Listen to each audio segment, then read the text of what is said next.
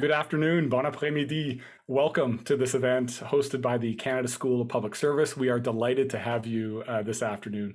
My name is Neil Bauer. I'm a visiting professor of practice at the Max Bell School of Public Policy at McGill University, and it's really my pleasure to be with you today. Before we get started, I have a few administrative notes I just want to cover, the most important of which is that I am in the Ottawa-Gatineau area. That puts me on the land of the Algonquin Anishinaabeg people, so it's traditional and unceded territory of the Algonquin Anishinaabeg nations. And we all, probably watching from different parts of the country, so we'll be on different traditional Indigenous territories. So I do encourage you to reflect on that wherever you are in the country. We have a great discussion planned for you today, but just to make sure that you have the best viewing experience, I just want to mention a few things. First of all, the event will be translated. Donc, nous avons des services de traduction aujourd'hui en français. Donc, vous pouvez accéder à cet service comme vous vouliez. And you can just look for the language button on your screen. There's also access to CART services. That's Communications Access Real-Time Translation through the webcasting platform. So please refer to the reminder email sent to you by the Canada School to access those features. As you're watching this, you might want to disconnect from any VPN you have, and if you have any kind of difficulties, you might want to connect from a personal device and relaunch the webcast from the link that was sent to you. And throughout the entire event, you can use that little button with the raise hand feature. It won't put your identity. It is anonymous. So feel free to use that and ask a question. I'll get those questions and I'll draw from those in the discussion and try to weave it in as best as I can. We are going to have time to have a robust Q&A session. So today's event, we have a special guest that's going to be joining us. His name is Alasdair Roberts. He's a professor of public policy at the University of Massachusetts. He is also the Jocelyn Bourgon Visiting Fellow at the Canada School of Public Service. And he is also a visiting professor at the School of Public Policy and Administration at Carleton University. He's previously taught at Queen's. He's a Canadian by birth, and we're really lucky to have Al with us today. He has written extensively on public policy, and actually, if you want to visit his website, he's got a great website where he puts all of his presentations and articles. I absolutely love it. He's got a new book out, and I hope he won't take offense to the fact that I haven't read his latest book, but I have read two of his other titles, one of which is Strategies for Governing, and the other one, get this, is Can Government Do Anything Right? And those are great reads, very provocative, and really situate governing in the larger context of geopolitics and state capacity and sort of innovation writ large in the movements of history. So for all of us, as public servants, and we're all interested in making the country better, we also want to be on the right side of history.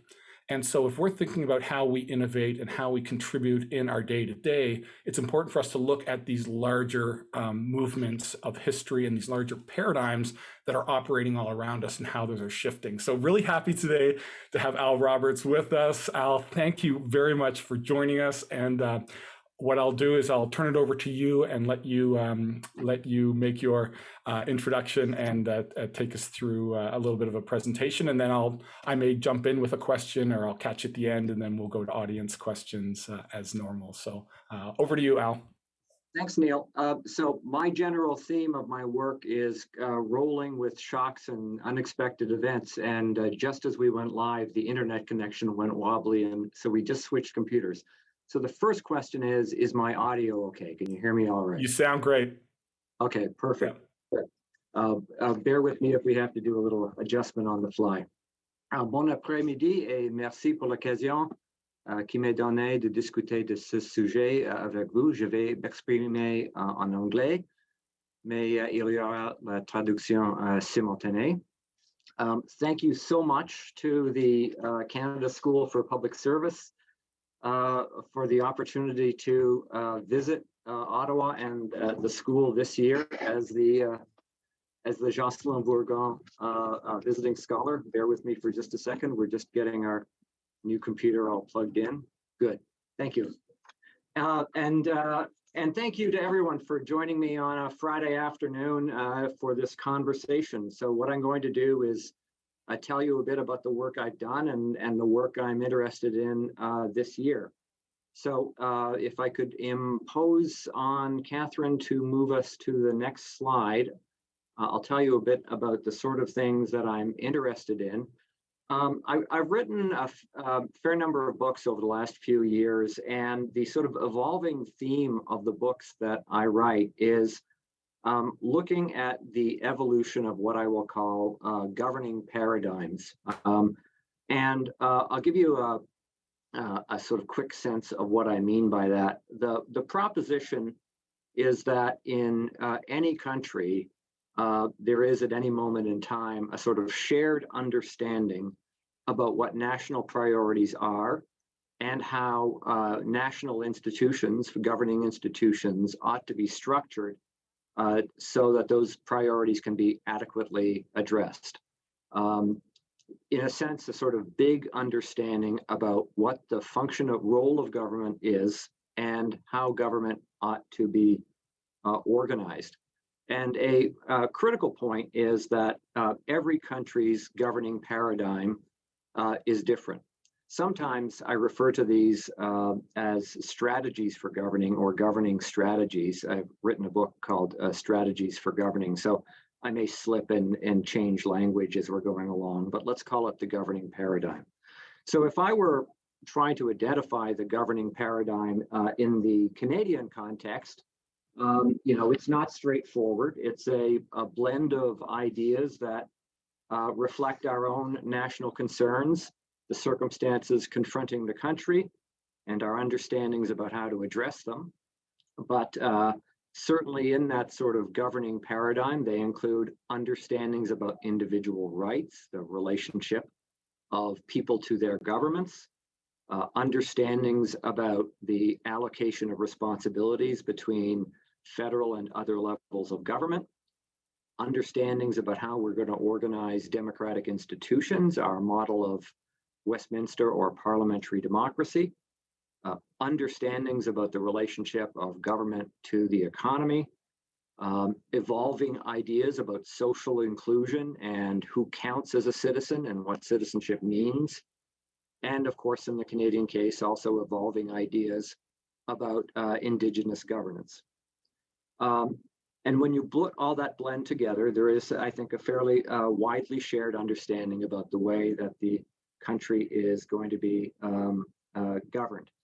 An interesting question might be, well, if I work in a government agency, why should I worry about governing paradigms? One of the arguments I've made in my book, Strategies for Governing, is that all of us should be interested in the question of what governing paradigms are, because they essentially set the boundaries of feasible action for policymakers and managers inside the system of government. They macro level ideas about the role of government limit the range of middle level and micro level innovations. And the other thing I might say too is that governing paradigms aren't static. They evolve over time. So we can actually think about a form of innovation that happens at a very high level, and that is the innovation in our understandings about the overall governing paradigm. And parenthetically, public servants play an important role in shifting that paradigm over time. And if I were to look at the Canadian case on every one of the dimensions I mentioned earlier on, there have been profound changes in our understanding about how the country should be governed over the last, say, 40 years.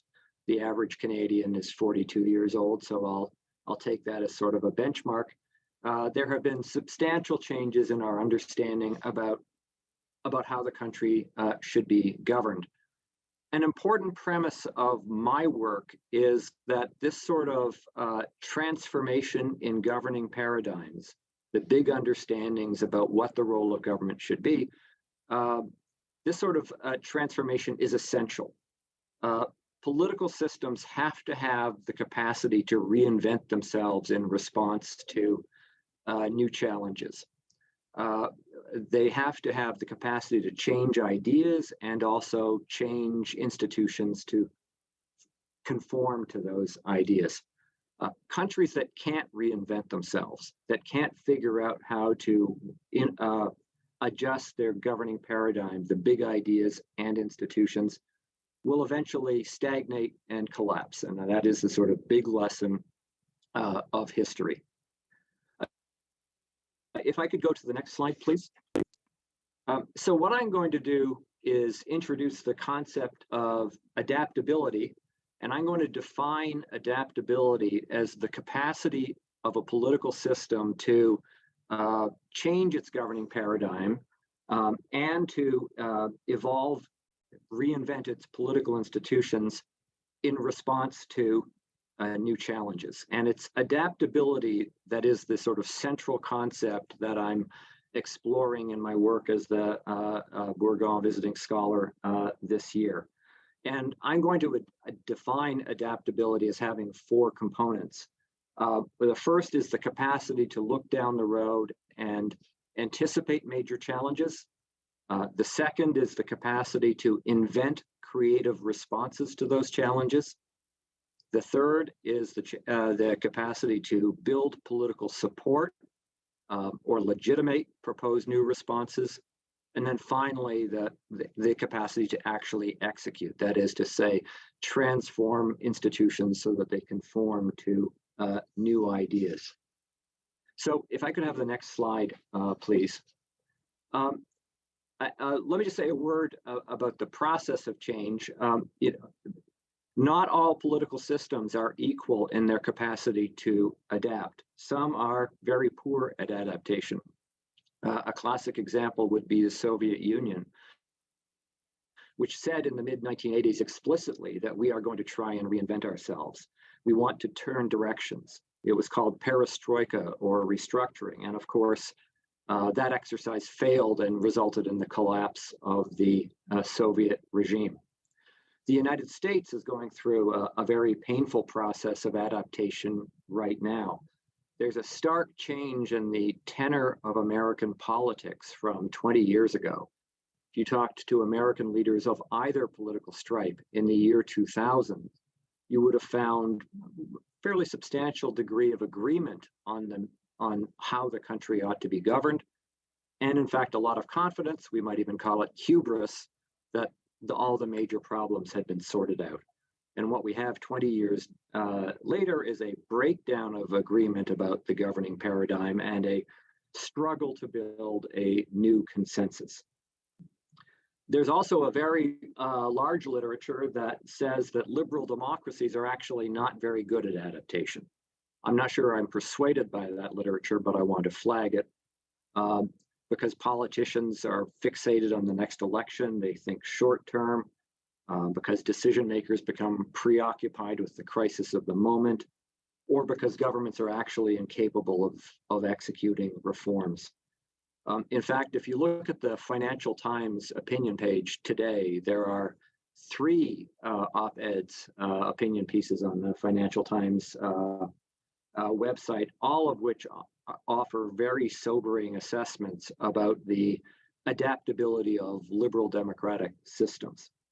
And there's a big debate right now about the relative merits of models of technocratic authoritarianism, which some people argue China represents, the merits of technocratic authoritarianism versus the so-called Western model of liberal democracy. And the central question is, which of these two models is better at adaptation, better at anticipating major challenges and mobilizing resources in response to those challenges? And I think that question is going to be with us for the coming decades, because this is likely to be a very turbulent century. Could I have the last slide, please? So what I'm interested in exploring is adaptability in the Canadian case. And I should say as a preface that I just said there's this debate about the relative merits of technocratic authoritarian models on one hand and liberal democracies on the other hand. Right out of the gate, one of the problems here is that not all liberal democracies are alike.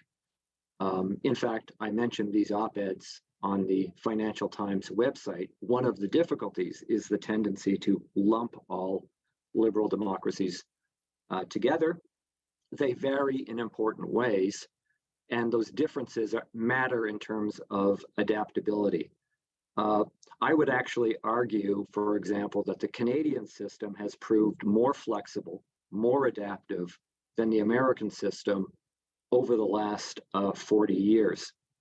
And this raises the question that intrigues me, which is, what were the features of the Canadian system over the last 40 years that made it more flexible? And I've got some preliminary ideas on that we could discuss, and I'm not, pandering to my audience here, I will say that one consideration is that Canadian governments generally have better quality civil services. So, we can ask, looking backward, what was it that aided adaptability in the Canadian case? We can also look forward and ask ourselves, will Canada have the capacity to adapt to future challenges, the challenges that are coming down the road? How would we assess the adaptability of the system now and in the years going forward?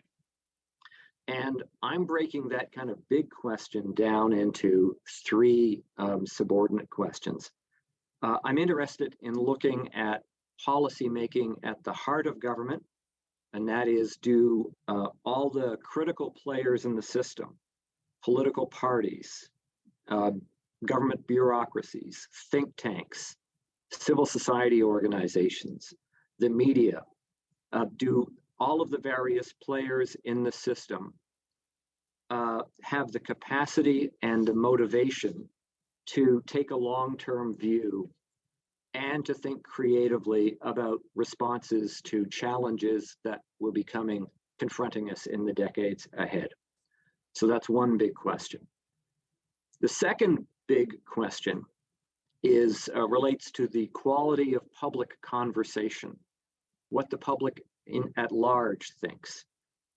Does the public at large have the knowledge and motivation to make good choices about long-term challenges? And if I could elaborate on that point for a moment, should we be worried about the corrosion of popular discourse because of technological change?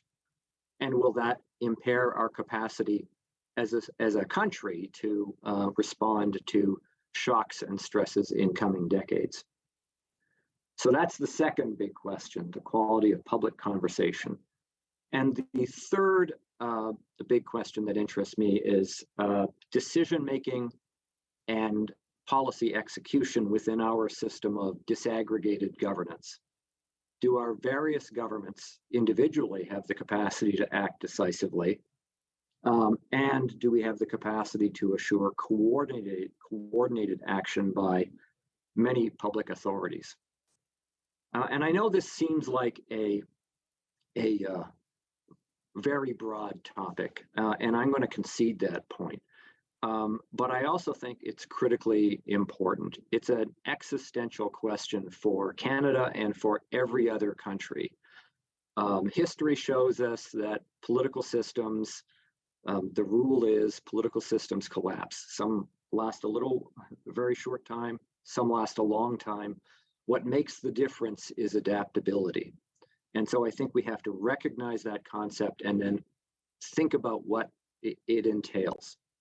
If I could just conclude on this point, one interesting thing we could say about the way in which the country has transformed over the last 40 years is that we're a more populous country. We've got about 50% more people than we did 40 years ago. And we are structurally also a more complicated country.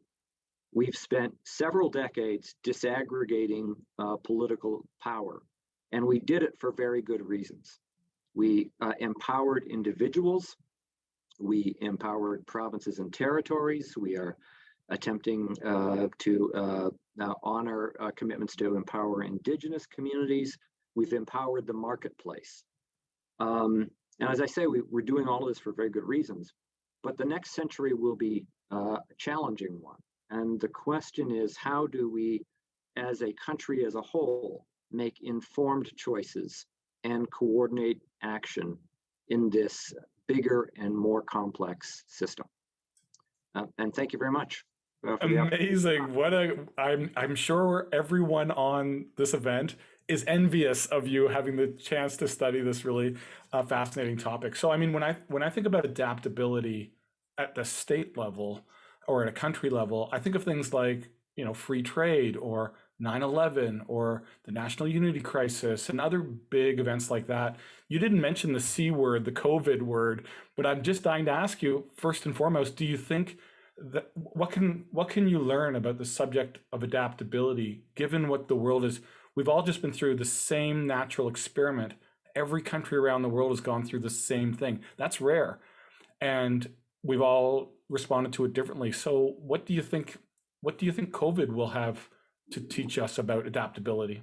Well, funny you should ask that, Neil. There's a chapter in my new book, Super States, which is available at fine bookstores everywhere, which actually says, COVID was this natural experiment.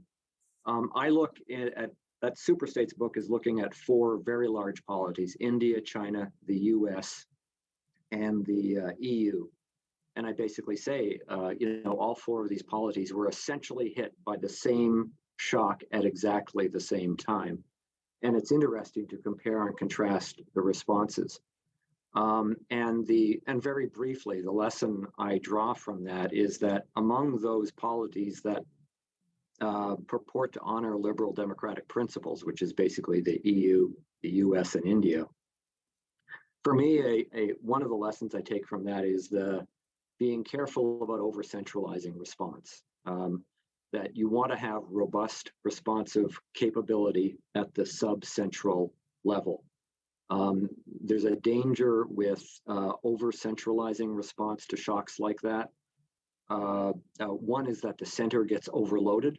It's got more on its plate than it can competently handle. The other is that the center doesn't really understand ground conditions and can't make the right decisions about what to do in a particular region at a particular time. And there is, I think, more room for experimentation and learning if you decentralize responses as well. And I guess a final point would be, in a big complicated system where different parts of the system have very different views about how the way the world should work, if you decentralize response, you're more likely to have political support for that response. That is to say, the public at large is more likely to see the response as legitimate. Interesting. And now Canada has 2, maybe many more things going for it, but 2 of the things it has going for it. One is the fact that it's a federation. So the kind of subsidiarity that you're talking about, I mean, we necessarily have sub-federal governments that are able to do their own thing. The other thing we have going for us is the fact that we're a Westminster parliamentary democracy. So political parties can appear and disappear. So what do you make of those kinds of structural elements of the Canadian system? Are these natural assets, or are these things that you don't think make much of a difference?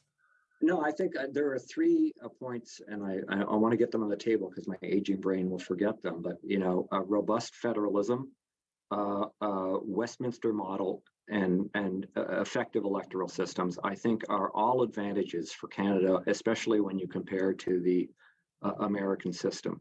So robust federalism, provinces generally have better capacities, better fiscal capacities, better administrative capacities than their American counterparts. So they're capable of responding to shocks more effectively.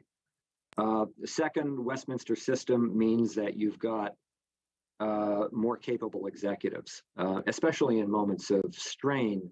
It's possible for executives to act in a coherent and timely way. And that, I think, is a second advantage of the Canadian system over the American system.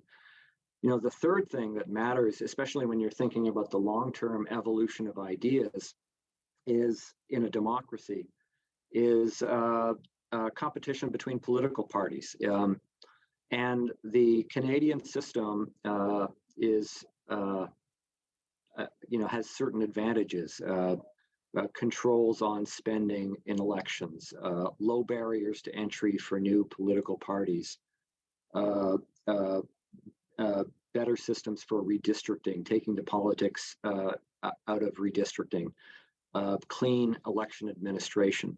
So in that realm where you've a critically important realm for the competition of ideas, I think Canada again has the advantage over its American counterparts.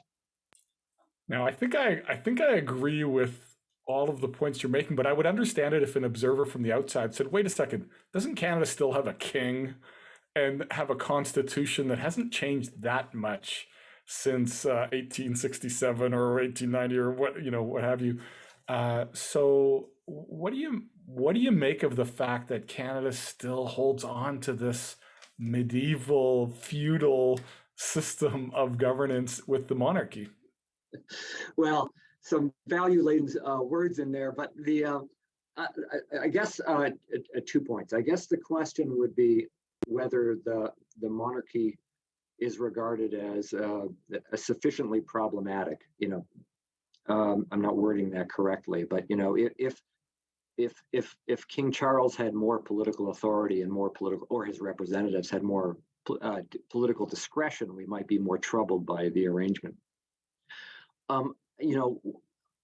made the observation that over the last 40 years, Canada has been adaptable, and I think I was truncating the conversation, but I think we want to recognize that, in fact, the system has changed in significant ways over 40 years. But I think we also want to recognize that, in many ways, change hasn't happened, or change hasn't happened fast enough. So I want to recognize the glass is both half full and half empty.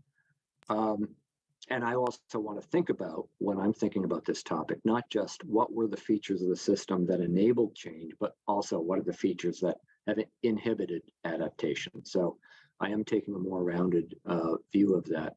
But, one of the interesting features of the Canadian system is also finding workarounds, right?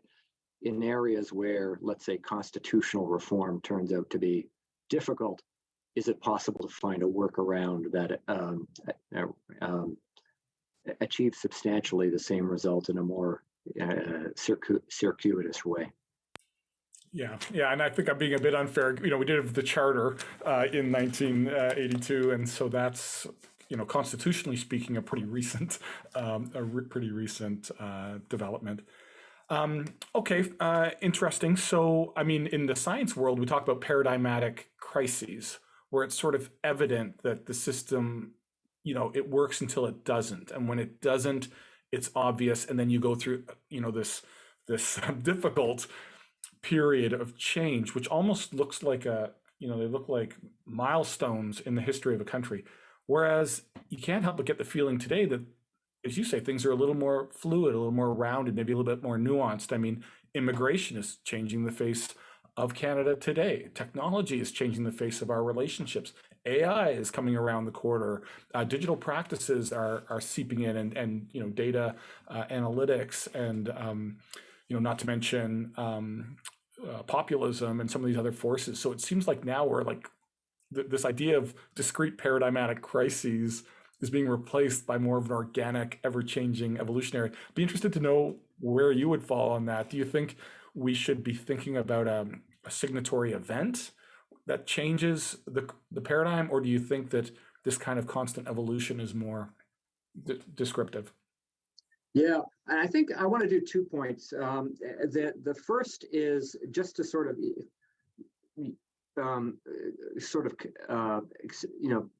elaborate a bit my point of view.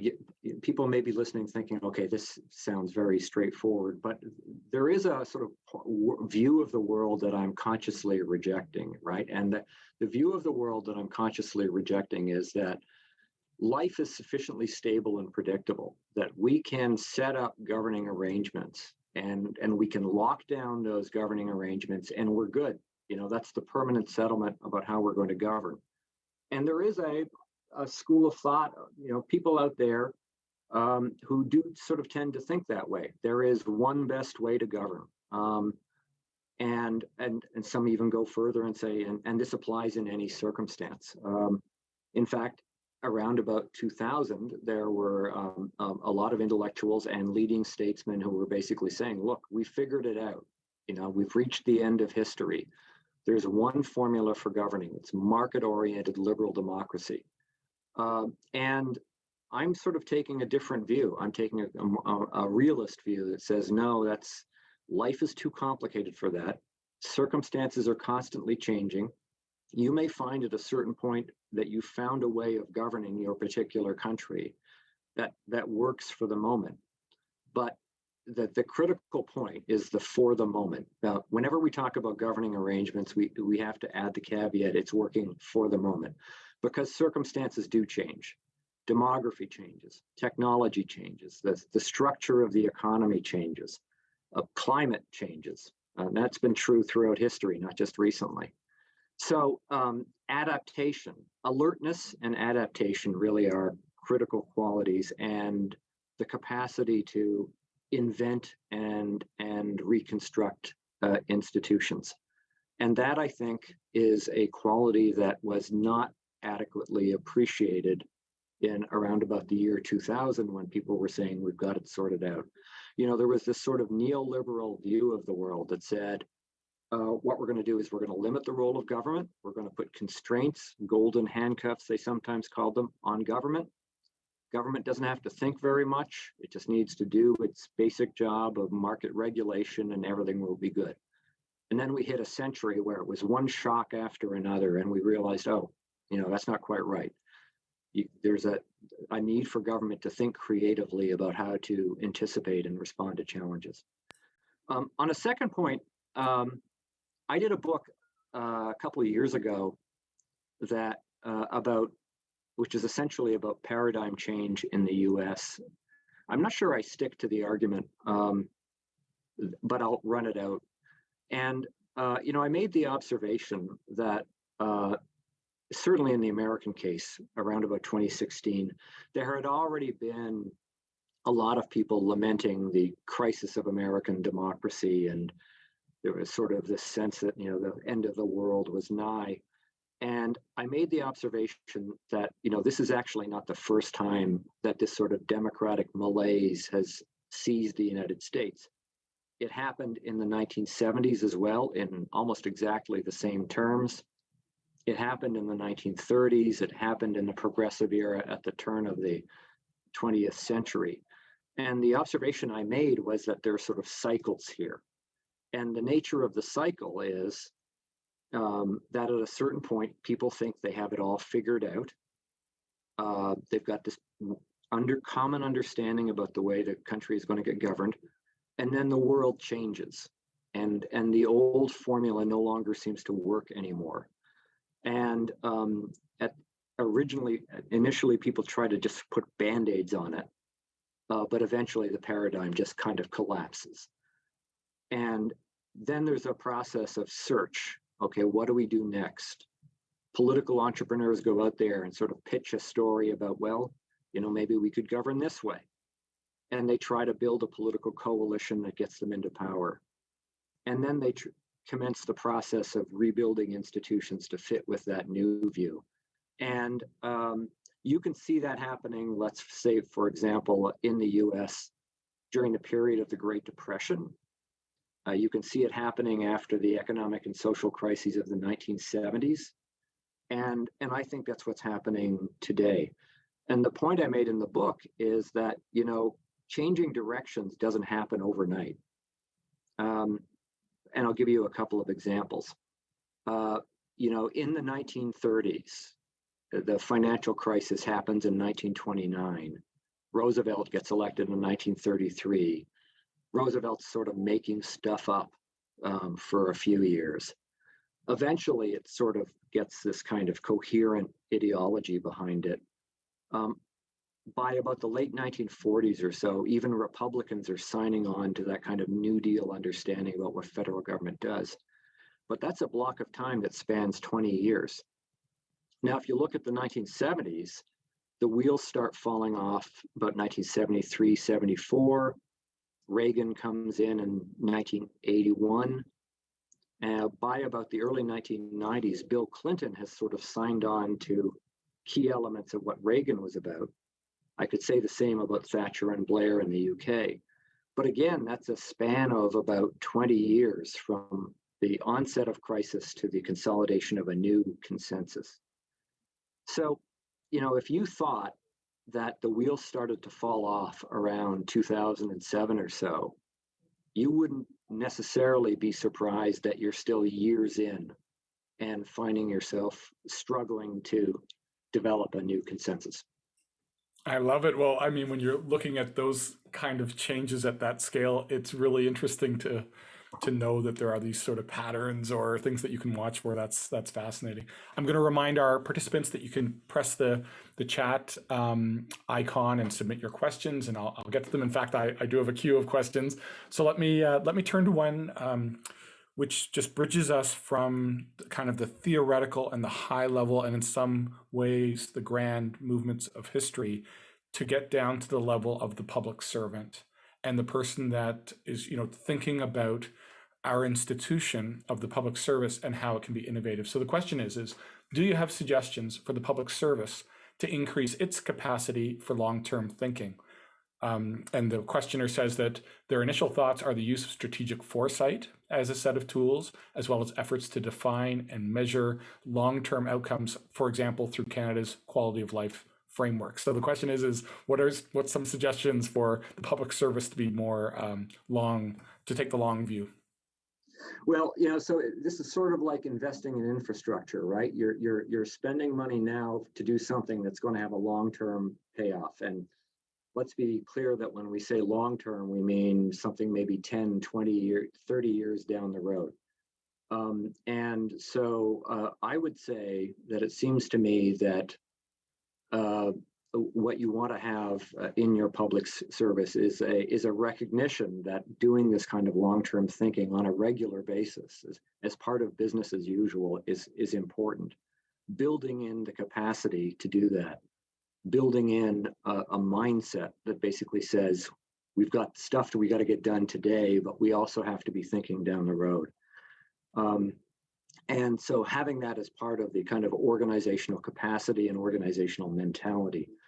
The second point I would make, though, is that, we live in a world in which responsibility for policymaking is distributed. Many players are involved. The bureaucracy plays a key role, but so do political parties, so do think tanks, so does the media, so do civil society organizations. So, if you want to build a society that is thinking about the long run, you want to think about distributed capacity to think about the long term.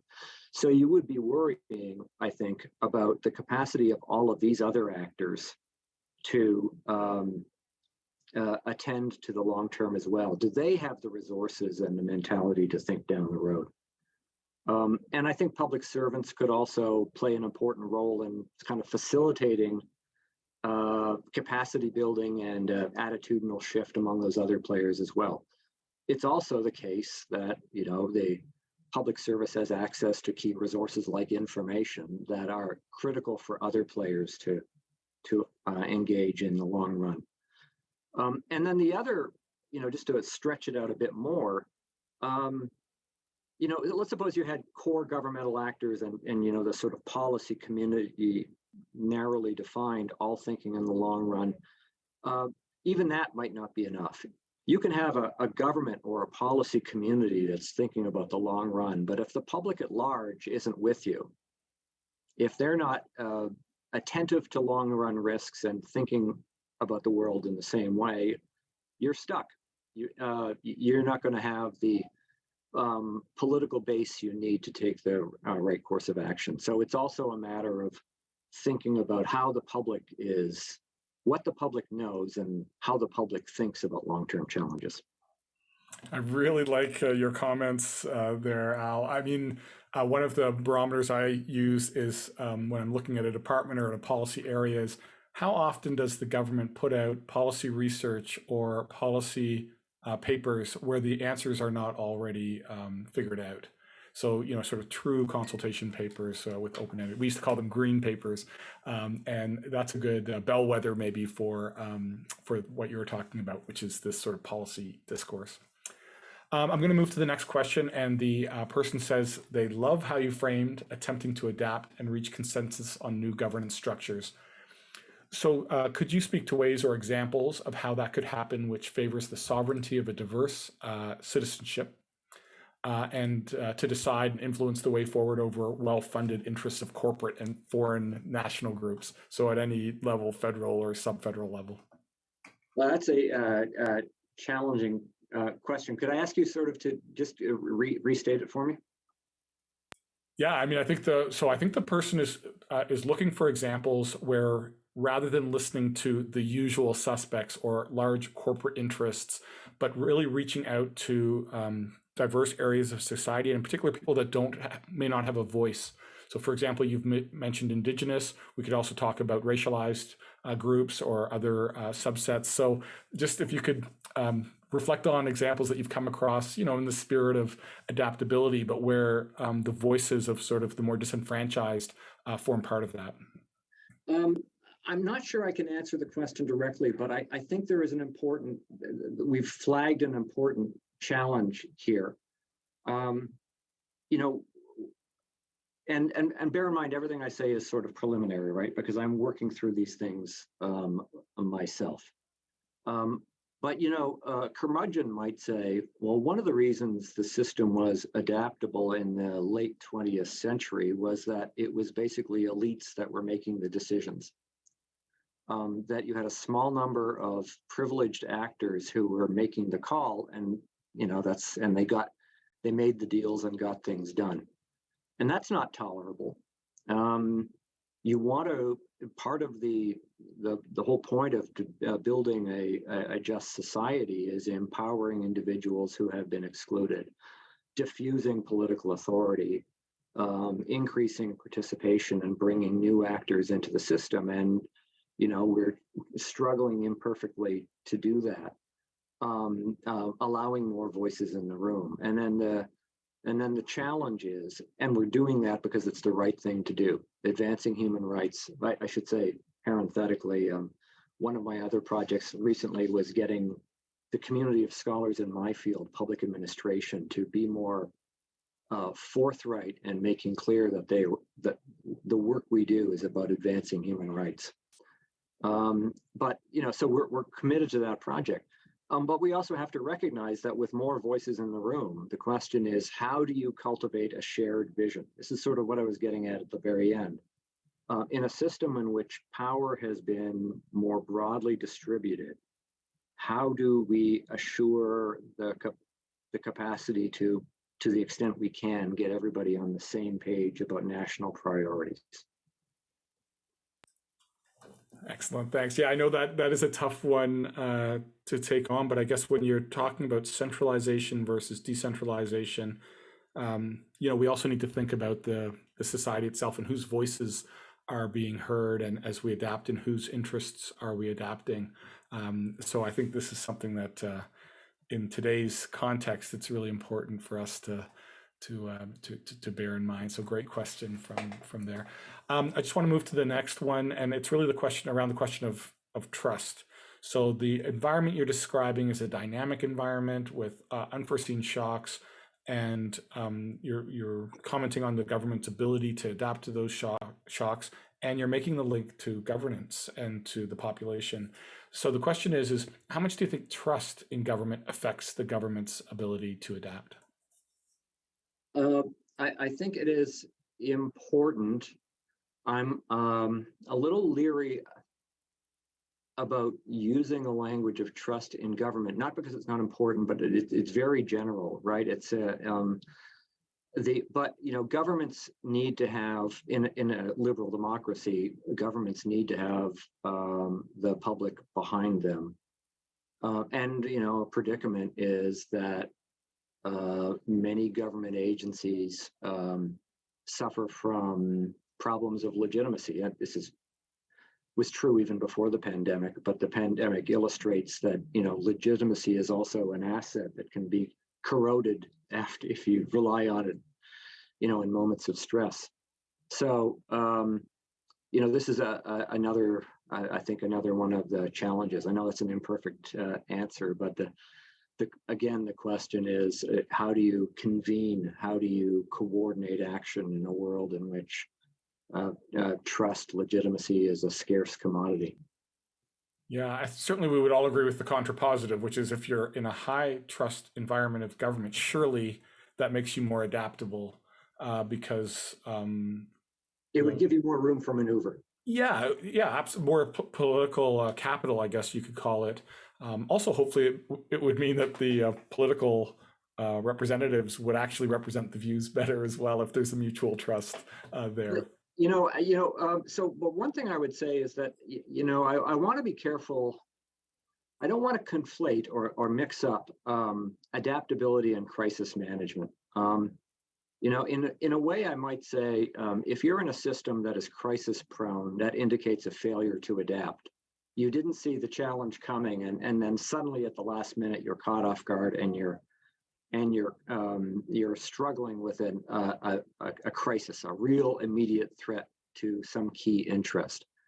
And crises burn up legitimacy very quickly. Because you're putting extraordinary demands on members of the public as you struggle to contain the crisis of the moment. And that's always been true. It was true during the pandemic. It's true even during wartime. We tend to get romantic visions of the way countries reacted to things like the Second World War. But even at that point, legitimacy burns up. There are boundaries to what the public is prepared to do or tolerate. So one way to deal with the problem of legitimacy is to make sure you don't get into a situation where you're constantly dealing with crises. So, preventative maintenance is important because it helps you avoid situations where you're burning up legitimacy to deal with the crisis of the moment.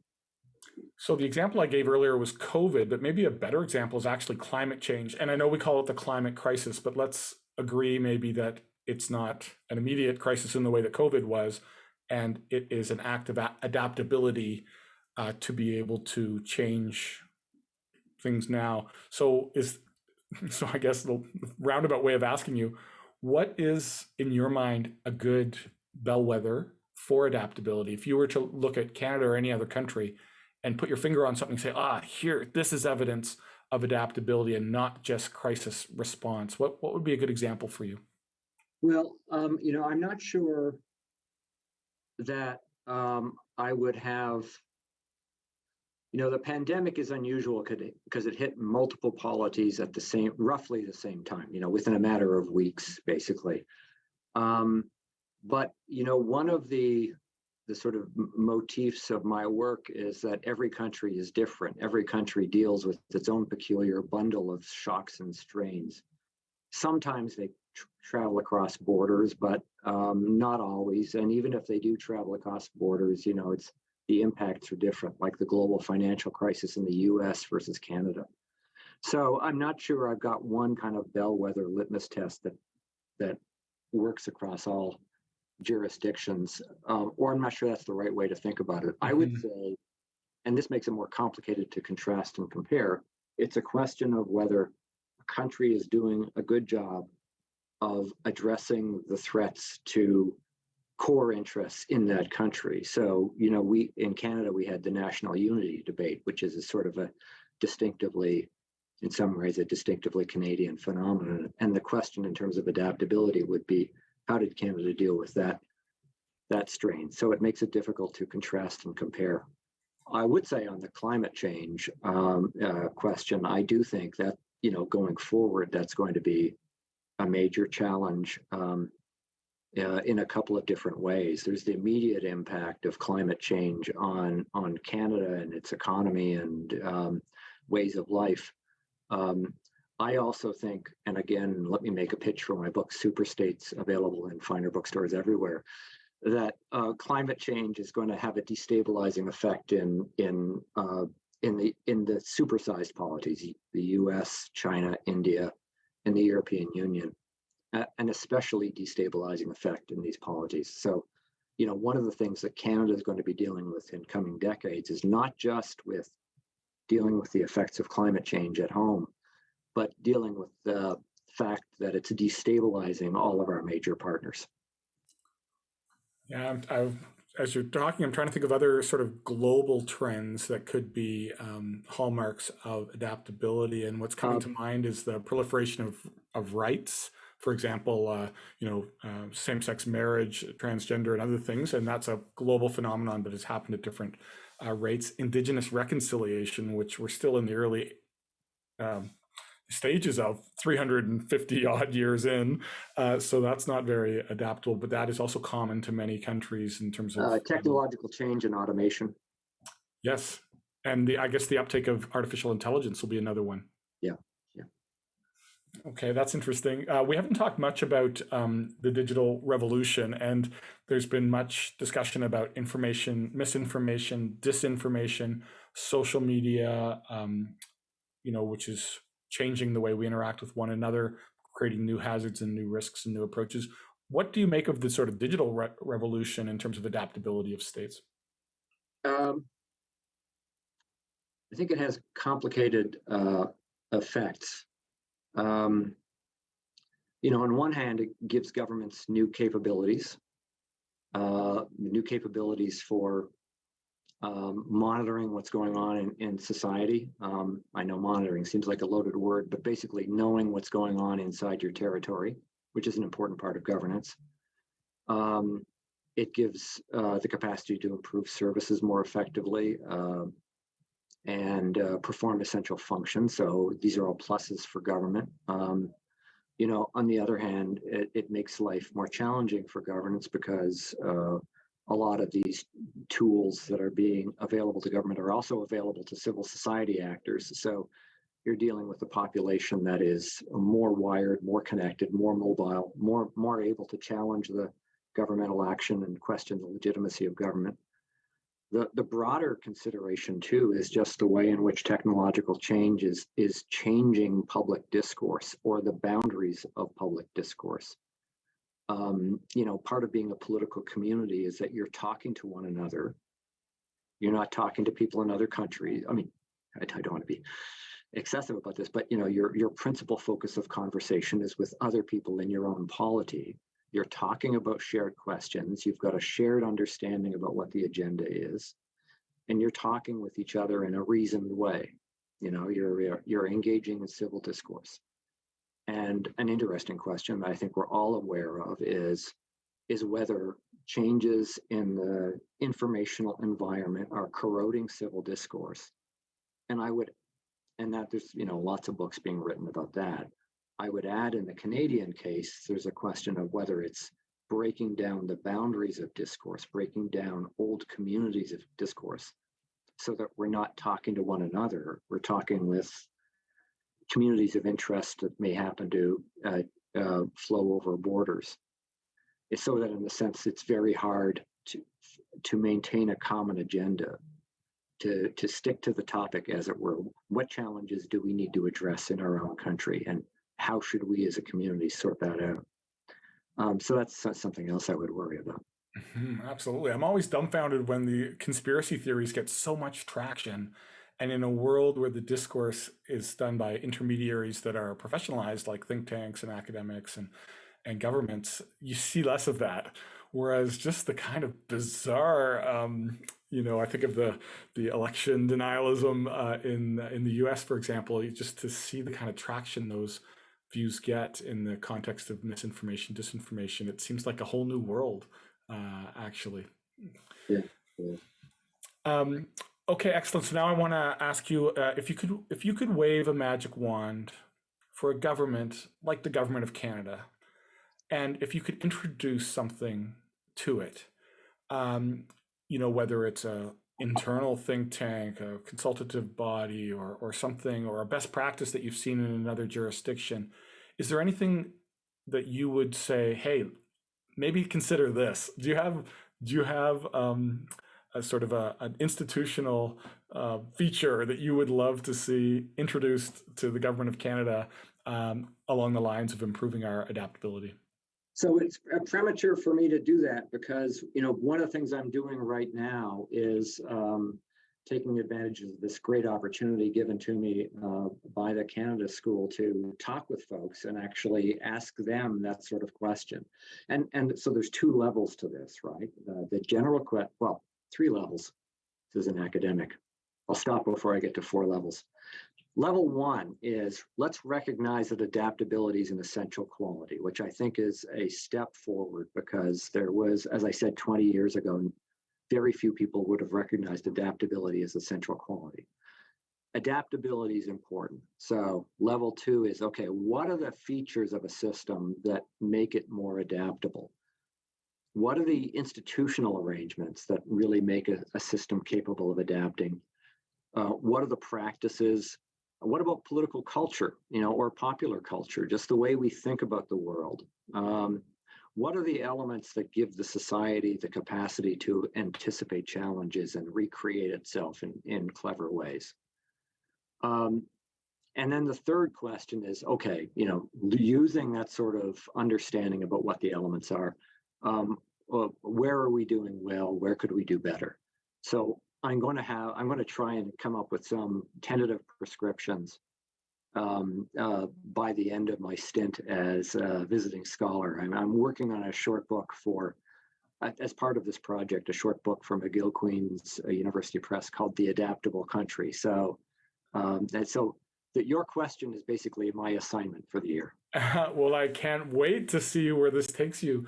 I know that it's at one level, at a high level, there are some features that are probably worth really digging into. But then as you get into the texture of it, probably every department and every agency has its own views about the degree to which there's foresight in its area, where there's policy discourse in its area. And I can see that it's going to be very textured for you. You could probably spend a lifetime collecting, but could you tell us a little bit about sort of the journey that you're going to be going on now, and sort of how you're going to go about your work? And in particular, for those of you on the line, if people want to engage with you, how can they do that? How can they find out what you're doing, but also contribute to their own ideas about their own areas to your research? Sure. So key thing to know is that I have a website, which is alasdairroberts.ca or aroberts.us if you're looking for something shorter, but let's go with the Canadian domain name. Or just Google me and I'll pop up. And my contact details are on there. And I'd love to be in touch with people who'd like to talk about this. That would be awesome. And just sort of and then the other thing I'm doing is I'm reading intensely. I'm talking with lots of folks and trying to sort of triangulate a sense of where we think we are. But I would say that I think adaptability is going to be the critical question for this century, and it's important for Canada. It's an existential question for Canada. If we want the country to be here 100 years from now and thriving, we have to think about adaptability. But more broadly, if we care about human rights, if we care about liberal democracy, we have to think about adaptability as well, because the challenge is going to be from authoritarian systems that basically say what you like about human rights. Our model is better at looking at the long run and mobilizing resources to deal with long run threats. So we have to find a way, as proponents of human rights, of building political systems that respect the values we care about, but can also roll with the punches. Amazing. Well, I love the term adaptability more so than resilience, because I think resilience assumes that there's a status quo ante that you want to protect, whereas your notion of adaptability is a lot more dynamic and fluid. And I guess there will be some people that say, well, they like the way things are today. And I can remember when the Clarity Act came in Canada, and those that were worried about a possible secession of Quebec, debated whether or not it was a good idea to have a Clarity Act that would have essentially give a pathway for Quebec to achieve independence. So there's a tension because change isn't good for everyone. And so they might prefer that status quo ante. So incredibly important, the work that you're doing on adaptability. I should say on behalf of the school that I think on March 10th, you're going to be having another learning event through and with the Canada School of Public Service, to which all of you can attend and continue the dialogue. So that's fantastic. I don't know that the poster is up yet or the website is up yet, but it will be coming soon. You can mark it on your calendars, though. March 10th, I think it's 10:30 a.m. And whatever it's called, it's going to be about adaptable government and the work you're doing. So I guess before we wrap up, Alasdair, I wonder if you have any concluding thoughts for the public servants, the technocrats, as they're going about their work, and of course they're under big pressure to deliver the day to day. But at the same token, what you're putting on the table is really thinking about the future. So, what advice would you have for the public servants on the line who are, really just trying to deliver the crisis management and the programs that they've got, but also want to keep an eye on what you're highlighting, which is the adaptability of the systems that they're serving? Well, this is sort of the puzzle. Everyone's under tremendous pressure to deal with the work that's on their desk right now, right? And so the question is, well, how do you build systems, governing systems, bureaucracies that are capable of getting the job done, but also at the same time sort of taking time to think down the road? I'd make the observation that this is also a question of adaptation. So how do we change our current system so that we're doing a better job of anticipating the future? I don't have neat solutions for that, but I think the first step to solving the problem is thinking about it, being aware of it. And certainly, if anybody would like to carry on the conversation, please do get in touch. Amazing. Well, I'm sure people do. I think there are many different strategies for thinking about the future and adaptability versus the day-to-day operations, and there's different models in different departments and so forth. So if you're interested in this topic, please take Al up on his offer to email him and get in touch with him. Also, mark it on your calendars, March 10th, here at the Canada School of Public Service. So I think we'll wrap it up on that note. Al, thank you so much for this important work, and also for making yourself so available to us. We really appreciate it. So we will kindly accept your invitation to engage. We're also looking forward to your engagement, not just with public servants, but to broadening the dialogue to the broader policy ecosystem, as well as to more in a public-facing way. Very exciting times. So thank you once again. Thank you to everyone for joining us on a Friday afternoon, and I hope everyone has a great weekend. Amazing. Donc, merci à vous tous. Thank you for joining us today, and we stay tuned for more events from the Canada School of Public Service. Merci.